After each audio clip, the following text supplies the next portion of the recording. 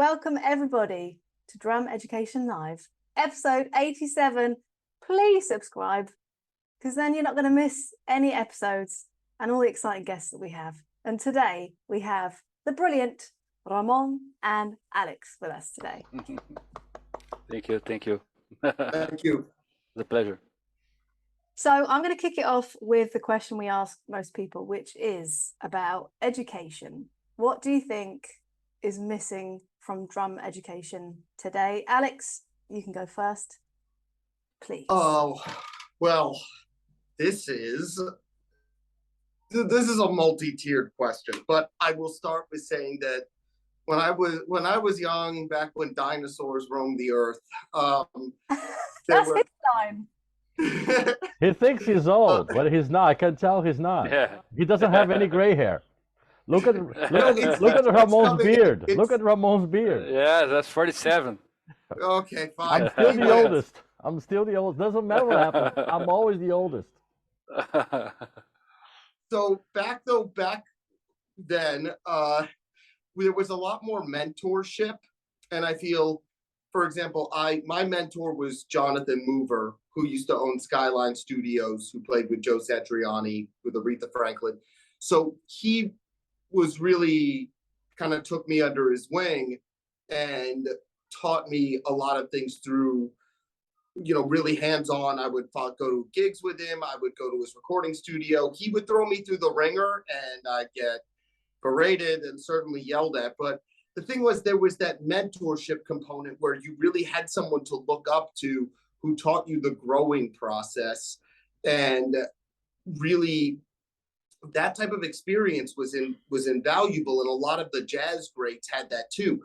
You hear stories about, Sonny Rollins carrying around Coleman Hawkins' saxophone case because Coleman was his mentor. And you hear a lot of stories like that amongst musicians, and especially amongst older generations. So in the era of YouTube and social media, when I feel there's a lot of instant gratification that's being required, amongst younger musicians,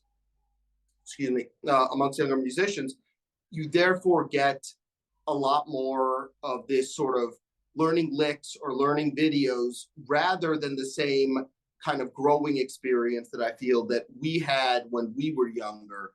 And so that to me is something that I feel is very important for the development of the art form in general. And I feel is now missing more because of the internet and the sort of takeover by social media of a lot of forms of education. So that's one thing. And the second thing I feel like is missing is really quality instruction that used to be more present in terms of comprehensive review of topics or vocabulary, and not just, again, instant gratification or a lick or a single phrase. So real education on an entire language or topic and a facet of drumming, let's say. So I grew up at Drummers Collective, where that was a big part of the curriculum. And therefore, I was lucky enough to be exposed to that at that age. So to me, that's an extremely important thing that I'm seeing less and less of these days. So that's my take on it. Ramon. Yes. So I studied with some guys in Campinas, that was the city where I was born, and for 3 years each one. And after this, I came to São Paulo and studied with Lilian Carmona, great teacher here that studied at Berkeley, I think in the 70s. But with these three persons, I studied more or less 2 or 3 years with each one, and wasn't a type of mentorship, a long time relationship as a teacher and student. But I think I learned with them. Sorry about my English. I learned with them a lot of concepts that have helped me a lot these days. But I think nowadays young students, I've been learning for more than than 20 years. And I think that students today has a lot of information in internet, but less focus on the right direction or some specific directions. So I've been talking with them that they in our generation, my generation, 47, I learned pretty much from the videos and the audios, and I remember when YouTube was appeared, and I started to put videos there. But when I started, I bought some videos from Devoecon, that first DCI video tapes, and I learned pretty much from live situations and real life. And they nowadays learn pretty much from internet and play less and has less relationships with musicians, real live musicians. So this is more or less my career. And one thing that Alex said that I think it's very important is now I don't know if Kira will remember when we interviewed Brandon Koo. He was talking about that one thing he thought was missing was quality from both sides, educators and students. And I think Alex touched on something very important, because it seems that people want to go on the internet and learn a lick, a trick, a hack. Yeah. But they are not for the depth of what needs to be taught. I don't know if you would agree with that, Alex. I think there's that, and I also feel like when it comes to certain ideas now too, there's this notion that there will be a cheat code to get it in a faster method. For example, when it comes to foot technique or certain hand motions, certain hand techniques, especially finger techniques, a lot of times when I'll have a student ask me, they'll be like, oh, well, it should be like this. They want to get it very fast. They think that it's just, there's going to be some cheat code or some easy way that they get to bypass the hard practice routine. And they give me strange looks when I say, look, this isn't going to come very fast. You have to work a lot at this. And I've noticed that that's almost been a foreign concept sometimes of, wow, you really have to develop this concept or this movement. You have to get the muscle memory done. You have to get your brain to really wrap itself around this, rather than just, okay, it's a video, I watch it, I can just do it. Yeah. Kira? 100%. I agree with everything you're all saying. And I think, as teachers, it's much nicer when you have a student who's really invested and wants to do the work. That's when they're going to get the results, right? So you both have some really amazing technical abilities, and we'll get into that. But I'd like to know how you both met and how you kind of connected and things. Yeah, let's put things into perspective, because I know Ramon's in Brazil, São Paulo. Where are you, Alex? New York City. New York City. So not quite. I wouldn't say they're neighbors. No. Yeah, So we met saying... on the internet, I think. First, we did. After we met on the NAM show 2019, the first way personally. After this, just internet again, and I think pretty soon personally. Yes. Once again. Amazing. It really came down. So we, Ramon, myself, and some other people were featured on that Drumhead magazine cover, that Raising the Bar. It was about the drummers. Yes, I have the copy here, if you want to see. Yes, please. Yeah. Cool. Oh, can you zoom in? Yeah. Excellent.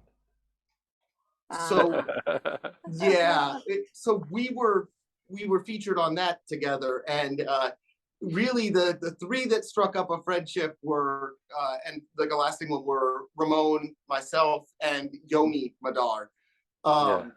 who is obviously incredible, as most people know. And we all struck up a lasting friendship, and I consider Ramon and Yoni to be my mentors as much as my friends and my peers. So there was, I also had that element that I really just was learning a lot from them, as well as, that we had this, we found that our teaching methods also worked very well together. And so, yeah, we started doing more together that way. And the classes we've all taught together, the response has been wonderful. We recently did something for Mark from PASIC, and the response to that was really great. Cool. Are you going to the PASIC seminar?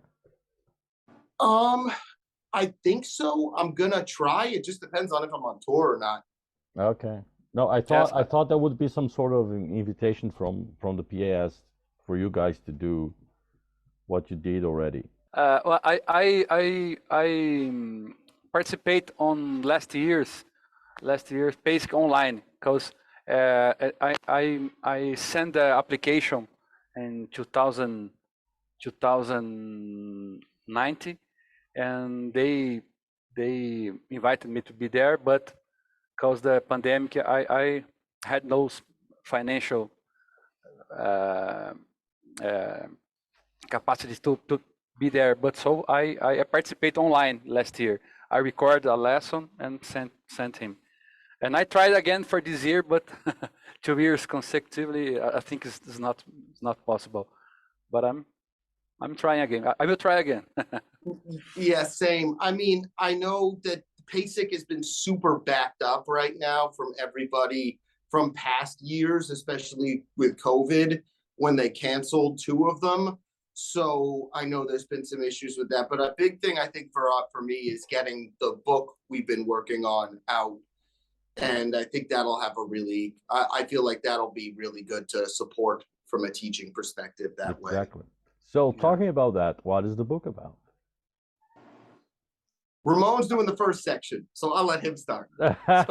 So Alex invited me to do this collaboration, this book, and I sought to create 16 exercises, more or less about my book. That Rhythm Imagination is about coordination, that type of systems and rhythms exercises, and I create some exercises, including some push and pull, some slide, and some ball grip techniques, some stuff about these techniques on this exercise, and I try to be very creative and with some Brazilian, but not just about Brazilian rhythms, some grooves, more funky, but using these techniques and using this type of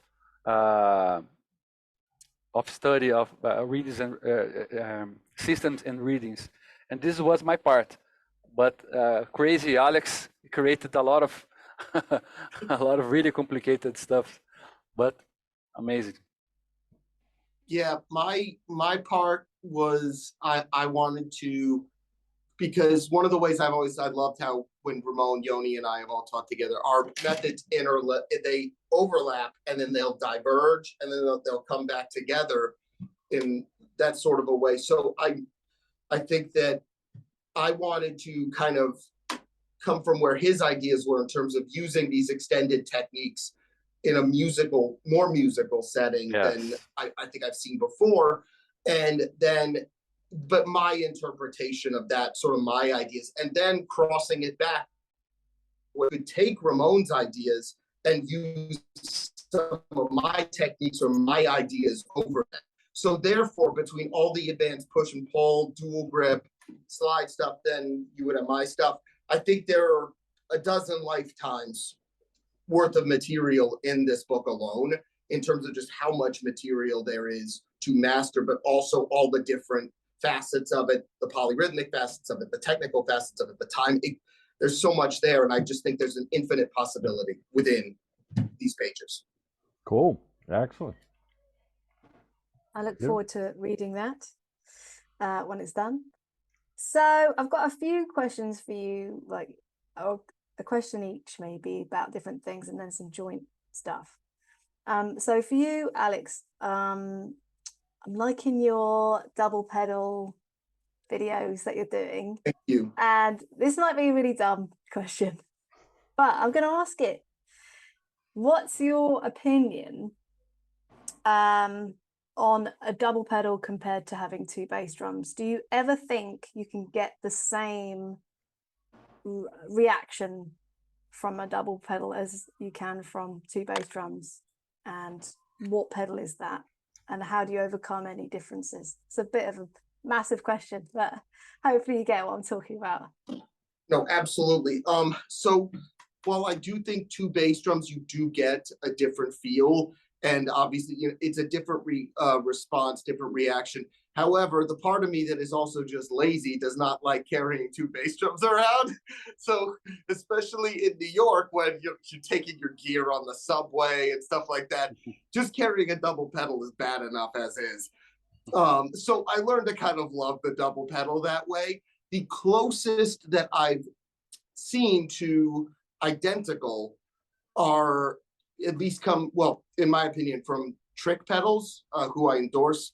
The Black Widows and the Pro 1Vs they're made of, the spring is on it's just on a tension tube. It's where you just turn a screw and it tightens the spring. So it's really easy to adjust, and it's made of very high quality material. So the pedals are really sturdy, and I found they're really easy to create virtually identical throws with an adjustment. They're really, really good pedals. And so for me, I'm good with just a double pedal. I've just learned to kind of love it.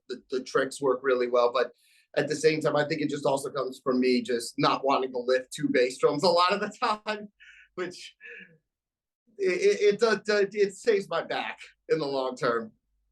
Yeah, if you have a roadie, fine. You can have 5 bass drums if you want. Yeah. Yeah. Once I have a nice tech, that'll be great. Until then, stick it with the double pedal. Good choice. So this is for Ramon and about your technique and just the incredible push-pull, free stroke. When did you start getting into this? I'd like to know all about that. Okay, I started to practice this in the year of 2000, and it came to me from open close studies that you open pretty much your hand, and I learned it from Lilian Carmona. Lilian always teach us about open close and using this type of movement, but I try to. Yeah. So I started to from open close, that open a little bit more, but I try to adapt it for Brazilian rhythms as samba and baião, that we always play a lot of 16s. So I try to use this for playing this type of 16s. And I realized that if I keep my fingers in contact and control more with the fingers, the movement, I realized that it could be better. So instead of doing open pretty much my hands, I started to control.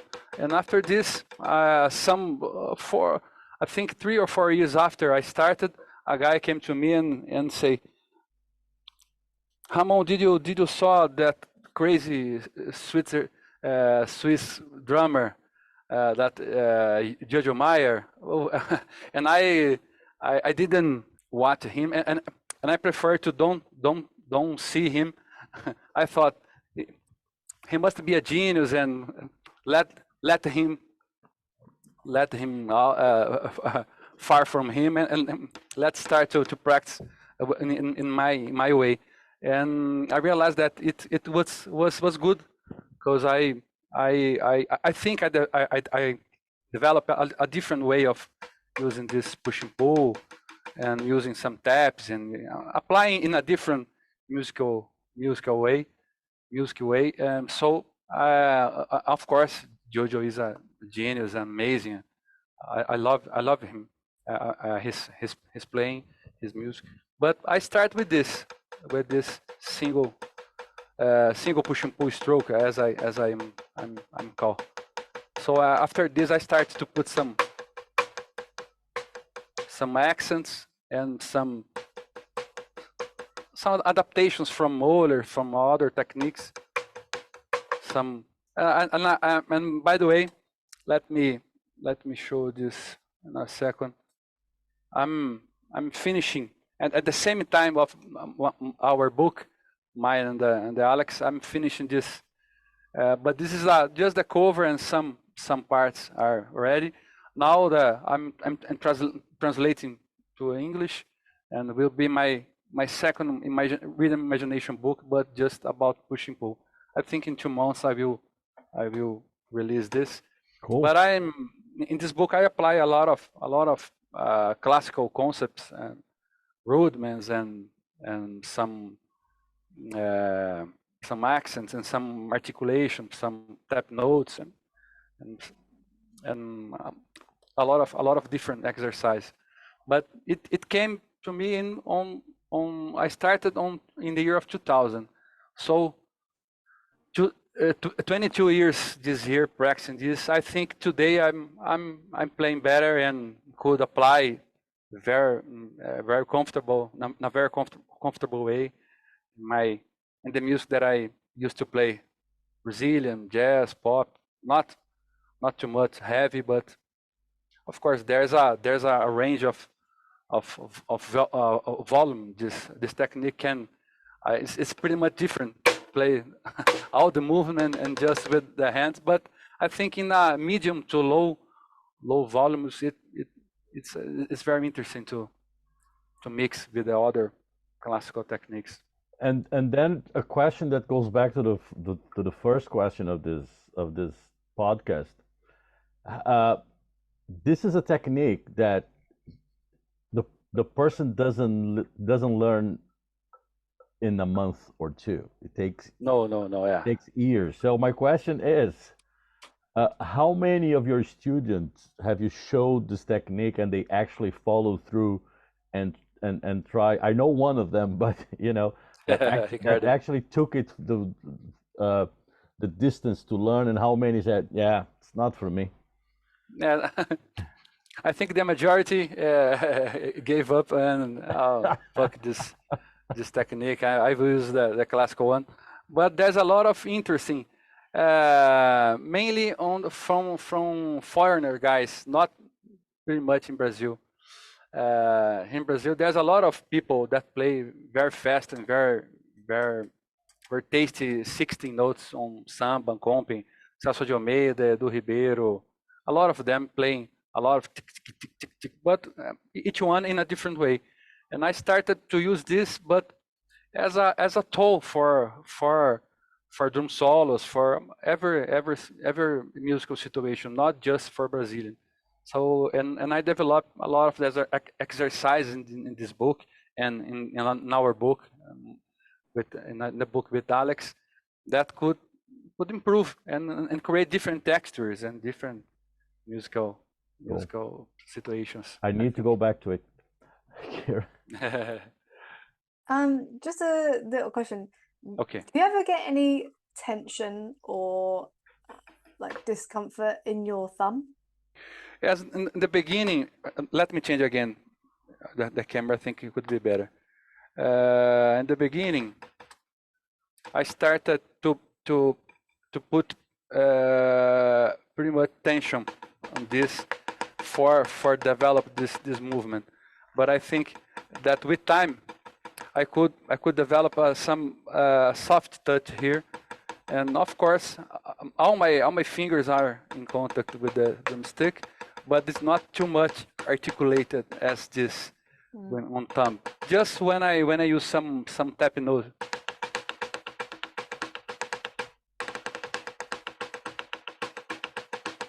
This type of movement requires more a little bit more tension on thumb. But I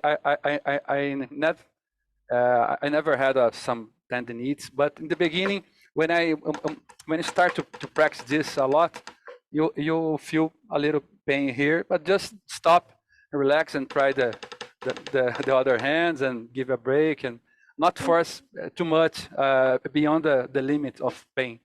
I think this is my advice. But Good. the idea is this. Great. Okay, Kara. Thanks. That's perfect. Thank you. When you're both teaching, how do you inspire your students to develop good technique, and apply it in like a musical way? Because I think that can be a struggle sometimes with technique being maybe coming across a bit, dry. So how would you inspire your students to dive into that world? Alex, you first. Okay. So one way that I do it, so a lot of my students are also wanting to learn metal. And my whole philosophy behind that is, if you don't have good technique playing that music, your career playing that music is most likely going to be cut in half. And the reason is because it's so physical, and it requires so much of the drummer in their hands and their feet. If you are doing that the wrong way, or if you're doing it poorly, you will hurt yourself. And so my emphasis is, do you want to do this well? And do you want to be doing this for the next couple of decades? Then we're going to develop good technique. Because if you don't develop the proper way of doing this, and you put way too much strain or tension, once you hit an older age, once you pass a certain threshold, you will feel it.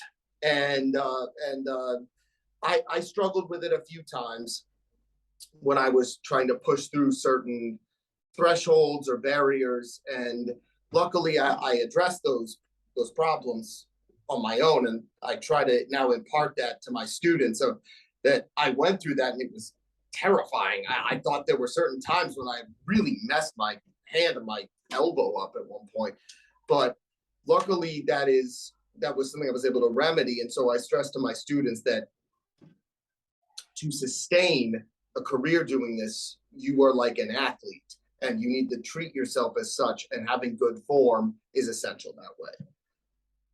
And to be honest, and you need good technique just to play the music, because metal requires a lot of technique. I had a student years ago that his dream was to be a drummer in a metal band, but he couldn't get past practicing the double pedal. I said, man, if you want to be a metal drummer and you don't want to practice the double pedal, I don't think you're gonna have a future in this career.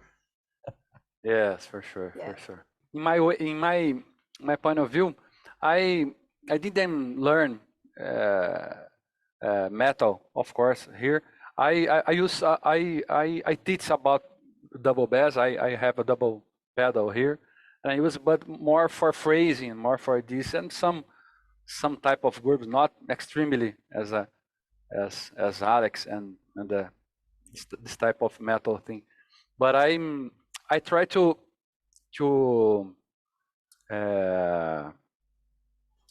I always tell to my students too, because for example, they if they didn't don't study technique, his how can I say, he's practicing even in a simple song. They can do a clean feel or a clean introduction, or some embellishments, or technical is a tool for playing more in a more better and more in a more beautiful way. playing clean, but without technique, they can't can play so relaxed and so so relaxed. This is the basic idea. I encourage them to study for playing clean, clearly. Yes, that's the word. Sorry, that's the idea. Yeah, and how with this mentality of learning the lick, of learning the little trick, how can we use that to instill in our students the necessity of the, not only the necessity, but how good it is to learn technique, so the student will come up with those tricks and licks. Do you think there's a way of trying to, getting this short videos on the internet that are only like 30 seconds, 1 minute long, and saying, well, the guy is doing that, but to do that, I don't know. What do you think, Alex?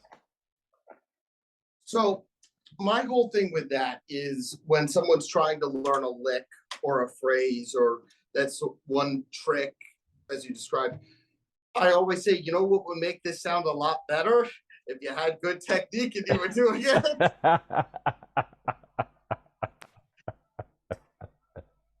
So I'm very much into that, and they'll try and play it maybe, or it'll be sloppy, or they can't pass a certain tempo threshold. And I'll be like, you know what? If your fingers were working right there, you could play that faster. So it's usually sort of almost dangling the lure in front of them a little bit when it comes to that stuff. Maybe it's not the right way to do it. I'm not exactly sure, but I think it's the perfect way to do it. Okay, cool. I would really like to know what a typical day looks like for the both of you. I know, Alex, you've got lots going on, lots of projects, lots of students. Ramon, I think you're a father. Yeah. So I'd like to know what that looks like for you guys, your days, and how you get practice in and everything else. So I'm father, as you could see. I have two, a daughter and a son. But I'm always I live here, very close to the IPT, the dorm school that I have my room, and I always wake up very early, and for other extra musical activities. I love to read, and I'm studying my second graduation in humanity. I'm graduated in history, and now I'm studying philosophy. So I'm almost every morning I'm reading and doing some exercise on the faculty, the graduation university, and after this I came here in the room, give some lessons and practice every day. I'm living very, very close here, but in this June and July, I've been playing with a band that is playing forró, Brazilian rhythms. That is very common. There's a lot of parties in this period of the year, June and July. So in this time, I travel a lot, and didn't have time to practice pretty much. But in a normal day, I'm wake up very early, do these extra musical activities, and in the afternoon I came here and practice and give lessons till the night. Cool. Alex? Oh, well, so mine usually starts pretty early too, and I usually will wake up, and a few days of the week I'll work out, keep kind of keep my core strong and make sure that I'm in decent enough shape to be able to execute what I'm trying to execute and not feel it sort of like in my back or my shoulders. So I try to keep myself in shape. So what I'll usually do is it depends on if I'm recording, because I do a lot of studio stuff. That's actually really one of my passions, because I find that recording has really helped me refine my sound, my time, my touch, my tone, and just my overall ability and approach. So a lot of what it'll be is if I'm not at the recording studio, it'll usually be I'll practice in the morning for a couple hours, teach a lesson, teach a couple lessons. I'll practice some more. And then if I have a gig, I'll get ready for that gig. I usually will run the songs for the gig on a left-handed kit so I can incorporate my, I can practice while preparing for the gig. Then when I'm on the subway or such, I'll do like physical exercise. Like I'll do that thing where you snap your hand. And the good thing about living in New York is that no one will notice. It's like everybody just looks at me like I'm completely normal when I'm doing that. Or I'll do, the Jojo Mayer, various things. I'll do all that stuff when I'm on the subway and just do various kind of physique exercises or doing finger technique exercises. And whatever I'd like to do, so I'm like always in a constant state of practice, even though maybe some things have changed or maybe I'm working on something else or having to run errands or go to the grocery store. If that's the case, I have my phone with me and I'm listening to music. So I always try to be in a constant state of learning or kind of expanding my vocabulary. And especially when now writing this book, there's some stuff that I wrote that I can't play. So I've been having to push myself to be able to play that. Yeah, it's important to. That's why I have a book for beginners. I'm sure I can play. What advice do you have to someone who is struggling with their playing and feels that they are stuck in a rut? Alex, you can go first. So take whatever you're playing dead serious. Take whatever ideas, whatever you feel like you're in a rut with, and play them all left-hand lead on a right-handed kit. Then take those same ideas, flip your drum set around, and play them all on a left-handed kit. I guarantee you will not be in a rut anymore because you will have a ton to work on right there. Yes. Very good answer. Yeah, thinking on this, of course, I'm always say to my students that playing drums as a type of devotion. You have to have resilience and patience and keep going. But sometimes when I've been playing with this band for 5 years, and the same show, the same arrangements, the same jokes, everything is the same. So I revert the comping. So when I used to play this, so no, I have to practice some different every show. So I reverse that, or this, or I'm reverse the next step is to put the bass drum on the left foot and try to play the show. So there's a good problem for me. I have to practice and pay attention to the show, because 5 years playing the same repertoire, I'm thinking on the bills and my family, some problems, and I forgot the arrangement sometimes. But So there's a good way to practice. okay, people. So if you are on a rut, become left-handed. That's for sure. That's a good really idea. Helped. It really helped me. I was in a rut for a long time. I couldn't figure out why my left side was just so bad, and I realized why my left side was so bad, and that was I was just not using it enough. Yeah, I went to something similar, and then 7 or 8 years ago, I started playing open-handed, and it gave me something to work on for a long time. Yeah, for sure. It's one of the best ways of practicing, I think. Yeah. Yeah. All right, guys. That's all the time we have for today. Thank you very much. It was great. Thank you for having us. Thank you a lot, Felipe and Chiara. Thank you for the invitation. Thank you, Alex, for the partnership. Oh, Thank you, Thank- Ramon, for coming, and thank you guys for having us. Pleasure. It's been a pleasure.